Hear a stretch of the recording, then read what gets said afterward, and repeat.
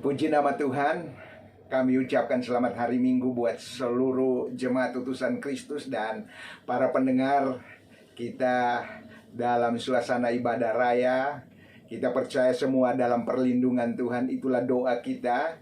Biarlah kita terus juga percaya bahwa Tuhan Yesus Kristus memberi kita kekuatan untuk bisa melewati segala perkara bersama dengan Dia. Salam taat, tuntaskan amanat agung Tuhan. Saya ingatkan kepada kita bahwa sebentar lagi kita akan masuk dalam persekutuan dengan tubuh dan darah Tuhan. Masing-masing kita mempersiapkan hati kita untuk menyatu dengan tubuh dan darah Tuhan. Karena kita percaya waktu kita menyatu dengan tubuh dan darah Tuhan, dosa kita diampuni, ya. Kita juga percaya bahwa pengorbanannya di atas kayu salib sudah selesai. Maka itu biarlah kita mendengar kebenaran firman Tuhan. Lewat kebenaran firman Tuhan yang singkat ini memberkati kita, membuat iman kita makin kuat dan percaya akan Dia, yaitu Tuhan Yesus Kristus, Tuhan dan Juru Selamat kita yang hidup. Mari kita tundukkan kepala kita berdoa. Bapa di sorga, terima kasih untuk tubuh dan darah Tuhan yang telah dicurahkan, yang telah diberikan untuk pengampunan dosa. Kami tahu semuanya Engkau kerjakan dengan sempurna adanya. Dan di atas kayu salib Engkau berkata, sudah selesai. Saat ini kami mau mendengarkan kebenaran firman Tuhan. Buka pikiran kami dan juga hati kami agar menampung apa yang menjadi kerinduan Tuhan melalui kebenaran firman Tuhan, berbuah lebat melalui kehidupan pribadi lepas pribadi. Terima kasih Tuhan, berfirmanlah kami siap mendengar. Haleluya, haleluya, amin. Mari buka Alkitab kita lihat bagian firman Tuhan yang akan kita baca bersama-sama dan renungkan bersama-sama.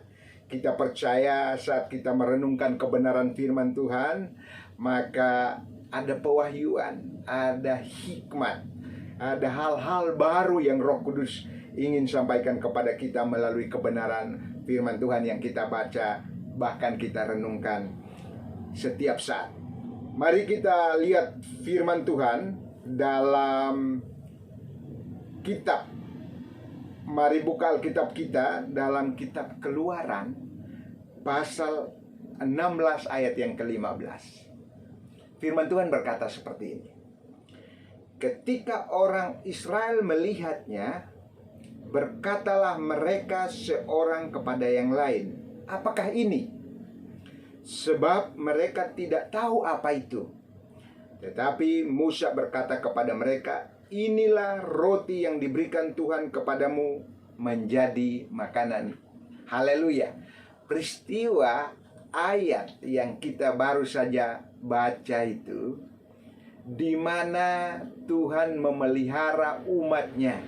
Tuhan bertanggung jawab untuk umatnya, umat pilihannya yang telah dipanggil keluar dari perbudakan bangsa Mesir dan dibawa menuju tanah perjanjian. Dan firman Tuhan ini datang di saat mereka berada di padang gurun. Saya tidak usah jelaskan dulu kondisi di padang gurun seperti apa. Saya percaya Bapak Ibu sudah mendengarnya, pasti sudah membacanya. Tetapi yang pasti di padang gurun tidak ada pengharapan. Ya, semua serba kekurangan, ya, baik makanan, baik minuman, semuanya. Sehingga wajarlah orang bersungut-sungut. Akan tetapi yang memanggil mereka, yaitu Tuhan pencipta langit dan bumi, Tuhan Yesus Kristus, yang telah memanggil umatnya untuk keluar menuju ke tanah perjanjian, tanah Kanaan yang penuh dengan susu dan madu.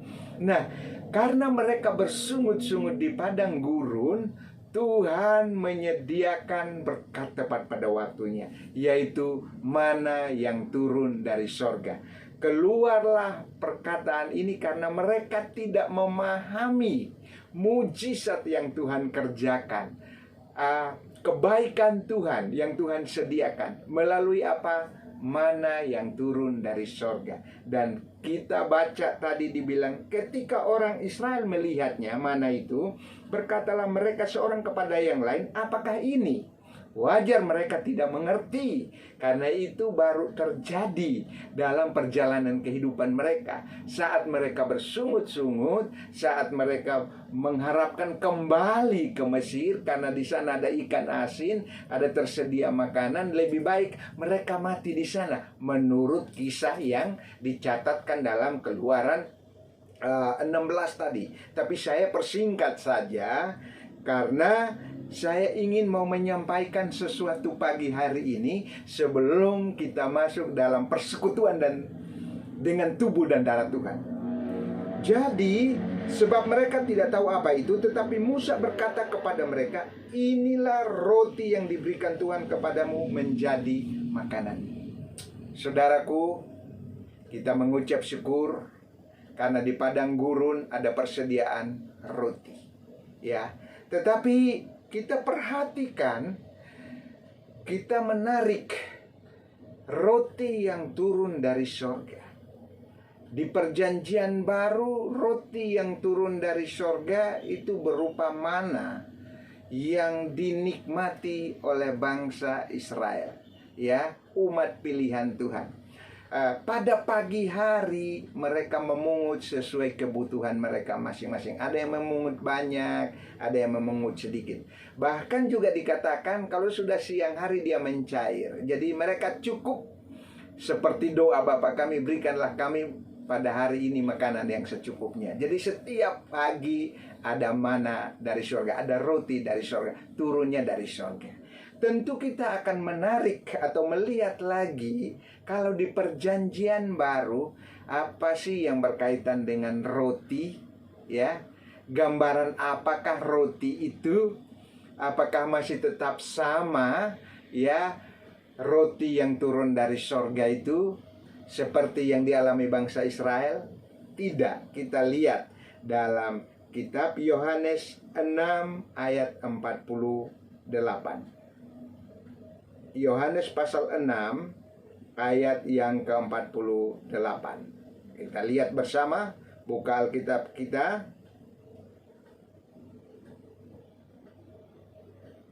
Di situ dikatakan, akulah roti hidup. Jadi saudaraku, kalau di perjanjian lama ada mana atau roti turun dari sorga, hanya sebuah gambaran bahwa Kristus itulah roti hidup. Sekali lagi, Kristus adalah roti hidup. Loh, kalau Kristus adalah roti hidup, bagaimana kita cara menikmatinya? Bagaimana kita cara bisa memakan? Karena kalau di perjanjian baru bisa dimakan, di perjanjian lama bisa dimakan, dinikmati oleh umat pilihan Tuhan. Sedangkan di perjanjian baru, Kristus katakan dia adalah roti hidup. Bagaimana caranya kita bisa menikmati itu? Tentu kita harus kembali kepada apa yang Alkitab catat, bahwa kalau Kristus adalah roti yang hidup, maka yang pertama dalam Yohanes 1 ayat yang pertama, coba perhatikan Yohanes pasal 1.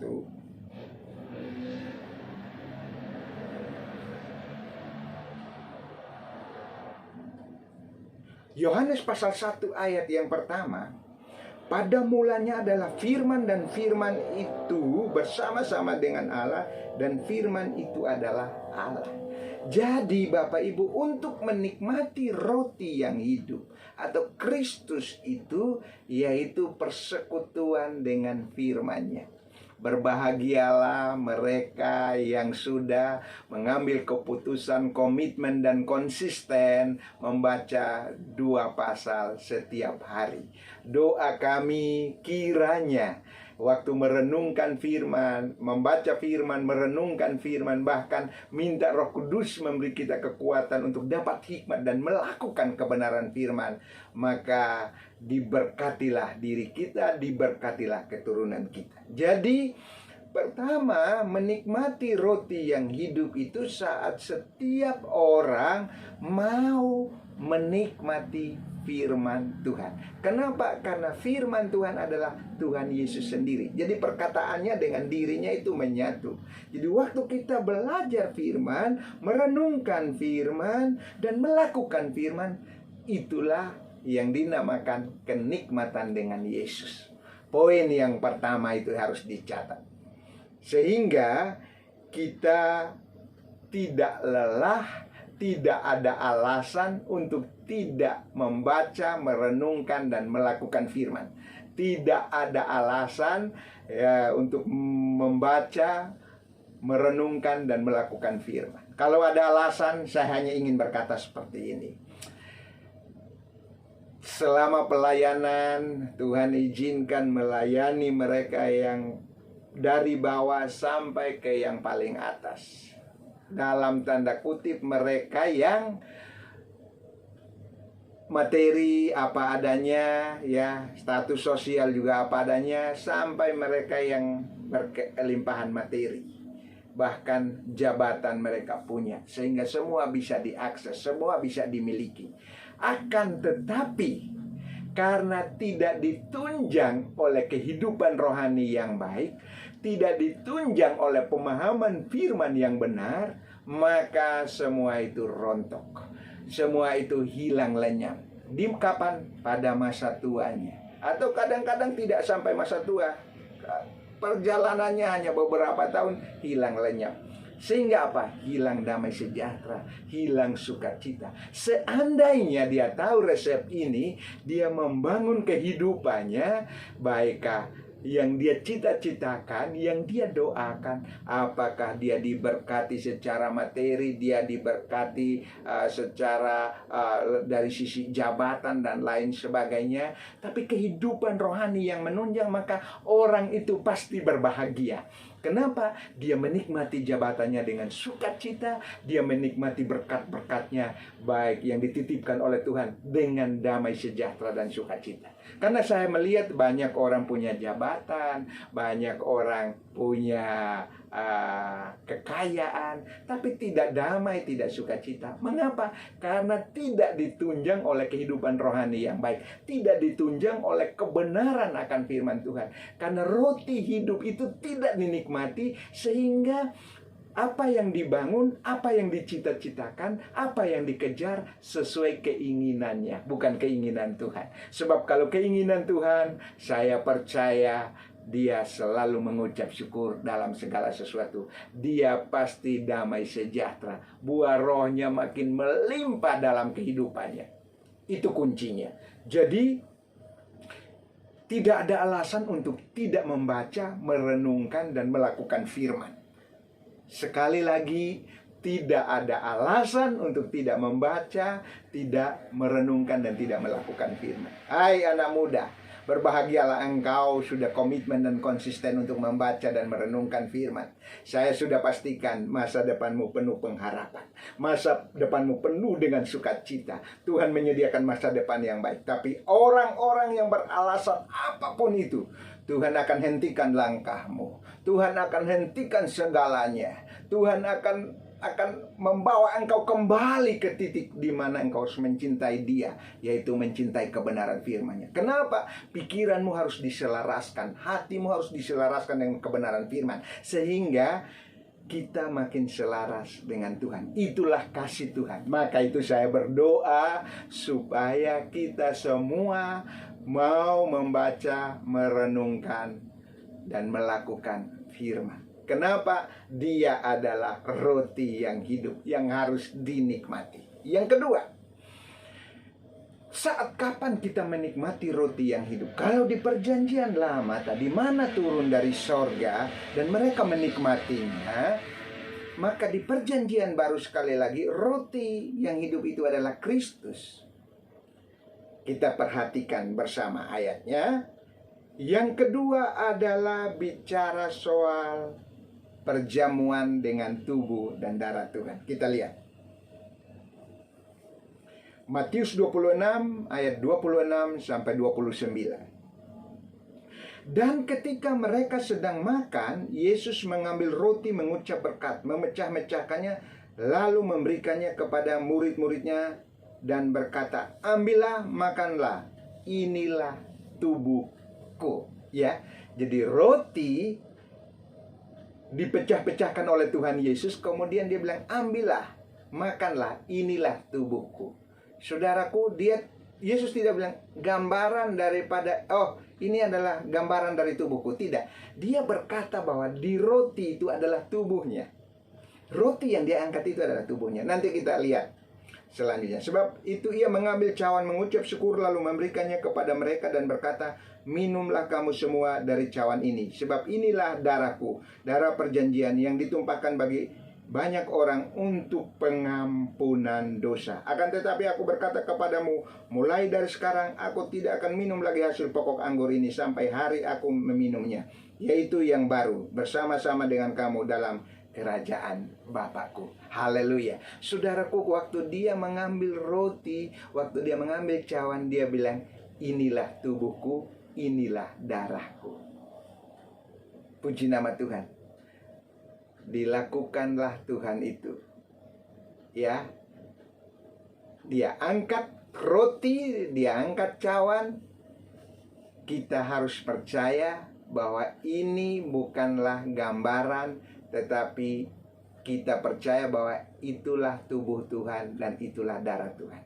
Jadi waktu kita makan roti itu, kita makan menyatu dengan tubuh dan darah Tuhan. Waktu kita minum cawan atau darah itu, darah Yesus itu, kita percaya bahwa itulah darah Tuhan. Itulah kenikmatan akan roti hidup itu. Ya, darahnya sudah dicurahkan untuk pengampunan segala dosa kita. Saya tidak urai lebih panjang karena saya tahu dan saya percaya semua kita sudah tahu bahwa pengorbanan Kristus untuk menebus segala dosa kita. Dan dia berkata sudah selesai. Saya percaya setiap kita yang percaya dan melakukan perjamuan, ya, merenungkan firman, menyatu dengan tubuh dan darahnya, menyatu dengan roti hidup itu yang telah turun dari sorga, menjadi kenikmatan. Kenikmatan di dalam menyatu dengan firman-Nya, kenikmatan di dalam persekutuan dengan tubuh dan darah Tuhan melalui perjamuan kudus. Kiranya firman Tuhan ini memberkati kita. Saudaraku, kenapa kita katakan demikian? Saya baca Kolose 3 ayat 17. Dan segala sesuatu yang kamu lakukan dengan perkataan atau perbuatan, lakukanlah semuanya itu di dalam nama Tuhan Yesus sambil mengucap syukur oleh Dia kepada Allah Bapa kita. Jadi yang tadi kita lakukan, mengambil roti dan mengambil cawan yang isinya adalah anggur, darah Tuhan sendiri, kita percaya sesuai ayat ini, segala sesuatu yang kamu lakukan dan perkatakan, perbuat itu semuanya di dalam nama Tuhan Yesus sambil mengucap syukur. Iman. Secara rohani, roti adalah tubuh Tuhan dan cawan yang berisi anggur adalah darah Tuhan. Kita menyatu, kita menikmati Dia. Dia adalah kenikmatan kita. Bapak Ibu, lakukanlah dengan iman. Saya mengajak kita, lakukanlah dengan iman agar kita hidup di dalam tuntunan dan penyertaannya. Yesus adalah kenikmatan kita. Dia adalah sentral kita. Nanti kita akan urai lebih dalam lagi tentang perjamuan kudus. Ya, kenapa kita lakukan? Saya sudah di video saya sampaikan, tapi saya mau ingatkan kita bahwa kita harus lakukan dengan iman sebagai sebuah kenikmatan tersendiri. Jadi waktu mengangkat roti, waktu mengangkat cawan, berdoalah dan percayalah dengan iman bahwa dosamu sudah diampuni oleh Tuhan. Tidak boleh terintimidasi lagi, tidak boleh nengok ke belakang lagi, tapi pandanglah kepada Yesus sebagai sentral, sebagai kenikmatan. Dia adalah roti hidup yang mengenyangkan kita, yang mengampuni dosa kita, yang menyucikan kita, yang membebaskan kita, yang menyembuhkan kita, yang memulihkan kita. Dia adalah roti hidup. Saudaraku, ini yang bisa saya sampaikan dalam awal bulan ini. Doa saya buat semua kita yang telah berkomitmen, ya, konsisten membaca kebenaran firman Tuhan, teruslah bergairah. Sampai kapan? Sampai Yesus datang kembali. Terus jadikan itu menjadi gaya hidup. Sebab yang Tuhan bukakan kepada gereja utusan Kristus, gereja utusan Kristus tidak hanya melihat bahwa merenungkan firman lebih penting daripada yang lain. Tidak. Berdoa sungguh-sungguh. Berdoa sungguh-sungguh, kemudian merenungkan firman Tuhan atau belajar firman Tuhan, merenungkannya dan melakukannya, bahkan melayani Tuhan sesuai dengan karunia dan talenta kita, sesuai dengan panggilan kita masing-masing. Ketiga ini, yang 3 poin yang tadi saya sebutkan itu, kita harus hidupi menjadi gaya hidup utusan Kristus. Karena waktu kita lakukan ketiga hal ini, maka itu adalah bukti ketaatan kita kepada Tuhan. Dan saya mencoba mengurai tentang ketaatan itu, yaitu tuntaskan amanat agung Tuhan. Dengan caranya apa? Berdoa sungguh-sungguh, mau belajar firman Tuhan, merenungkan dan merenungkan untuk dapat hikmat dari Tuhan Yesus Kristus, bahkan mau melayani Tuhan. Itu harapan kita dan itu doa kita. Teruslah bergairah di dalam Tuhan. Lakukan perjamuan hari ini dengan sukacita. Ingat, tubuh Tuhan dan darah Yesus sudah ditumpahkan untuk menanggung segala penyakit kita, untuk mengampuni segala dosa kita.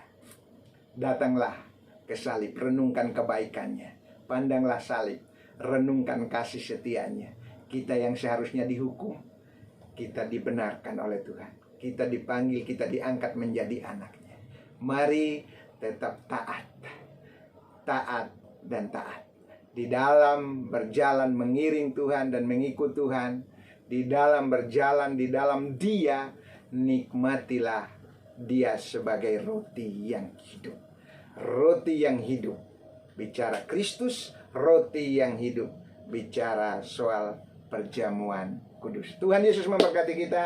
Saya ucapkan selamat hari Minggu buat kita semua. Mari kita tundukkan kepala, kita berdoa. Kami mengucap syukur karena di tengah-tengah pergumulan, dosa yang merintangi kami, dosa yang memperbudak kami, ada roti turun dari sorga. Di mana Tuhan telah nyatakan di dalam perjanjian lama, Engkau memelihara umat-Mu di padang gurun dengan roti yang dari sorga. Kami juga mengucap syukur yang hidup di dalam perjanjian baru, di mana mata kami memandang, hati kami percaya bahwa Kristuslah roti hidup seperti yang Engkau telah firmankan. Kami berdoa di dalam nama Tuhan Yesus Kristus. Biarlah kami dibuat dari hari ke hari makin mengerti. Kami mau menikmati, kami mau mengalami roti hidup itu melalui merenungkan firman. Biarlah kami saat membaca dan merenungkan firman, hikmat kami bertambah-tambah. Saat kami membaca dan merenungkan firman Tuhan, iman kami makin bertumbuh. Saat kami membaca dan merenungkan firman, pengharapan kami tidak akan goyah untuk selama-lamanya. Tuhan, Engkau mengajarkan kami segala sesuatu yang kami lakukan atau perbuat harus dengan iman. Kami percaya akan firman yang kami baca dan kami renungkan, bahkan kami lakukan. Nama-Mu dipuji dan disembah, Nama-Mu ditinggikan di atas segalanya. Di dalam nama Tuhan Yesus Kristus, kami juga mengucap syukur. Engkau telah menetapkan perjamuan malam, di mana Engkau memecah-mecahkan roti dan mengambil cawan yang berisi anggur. Engkau berkata, inilah tubuhku dan inilah darahku. Dengan iman kami percaya akan tubuh dan darah Tuhan, yang dimana kami akan menyatu dengannya sebagai sebuah kenikmatan. Kami percaya bahwa dosa kami diampuni, kami dipulihkan, kami dibebaskan, kami dimerdekakan. Terima kasih untuk karya-Mu ya Bapa. Sudah selesai. Dan kami percaya untuk karya-Mu yang lebih besar, di mana Engkau menempatkan Roh-Mu di dalam kami, untuk membawa kami mengerti kehendak Allah di hari-hari ini. Terpujilah Engkau roti yang hidup itu. Kami mengucap syukur untuk tubuh dan darah Tuhan. Haleluya, haleluya. Dalam nama Yesus kami berdoa. Amin. Tuhan Yesus memberkati kita. Saya ucapkan selamat hari Minggu. Jangan lupa, mari bergabung di kelas pengajaran di hari Selasa. Ada topik yang bagus. Kita semua mau belajar untuk terus bertumbuh. Kemudian mari bergabung di dalam doa-doa kita di hari Jumat. Kita berdoa bersama-sama untuk percaya bahwa Tuhan pasti menolong dan menjawab tepat pada waktunya. Mari juga bergabung dalam kegerakan doa yang besar, doa untuk bangsa. Ya, kita punya kegerakan doa yang melibatkan berbagai denominasi dari Sabang sampai Merauke. Pernah kita lakukan. Dan juga doa-doa pribadi yang sudah ditetapkan jam-jamnya. Mari komitmen dan konsisten. Lakukan sentralnya hanya untuk Yesus, untuk menyenangkan Yesus, untuk memuaskan Yesus, mempersembahkan yang terbaik untuk Yesus. Kalau Yesus senang, Yesus dimuliakan, saya percaya Dia akan melimpahkan sukacita dan damai sejahtera yang melimpah-limpah, tidak sama seperti yang dunia berikan. Haleluya. Tuhan Yesus memberkati kita semua. Shalom.